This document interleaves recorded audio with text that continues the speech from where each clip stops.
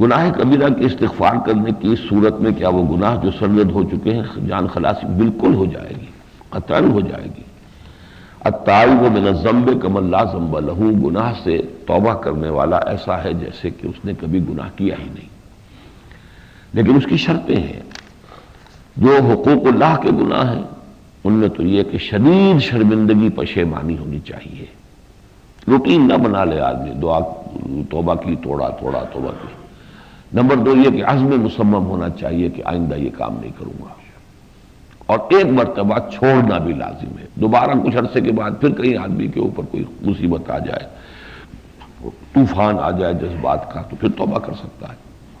لیکن ایک مرتبہ اس فعل سے لا تعلقی ضروری ہے، تب وہ توبہ صحیح ہوگی۔ اور حقوق العباد ہے تو چوتھی شرط ہے، جس شخص کا حق مارا ہے اس سے یا معافی مانگے یا اس کے حق کو ادا کرے،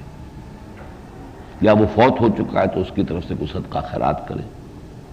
جو بھی اس کی آپ نے غیبت کی تھی، اس کے خلاف کوئی اور کام کیا تھا، اس کے اوپر کوئی تہمت لگائی تھی، تو کوئی صدقہ خیرات کر کے اسے اصال ثواب کریں کہ بھائی میں نے جو کوتاہی کی تھی، میرا جو ہے اس کا یہ میں جرمانہ ادا کر رہا ہوں۔ تو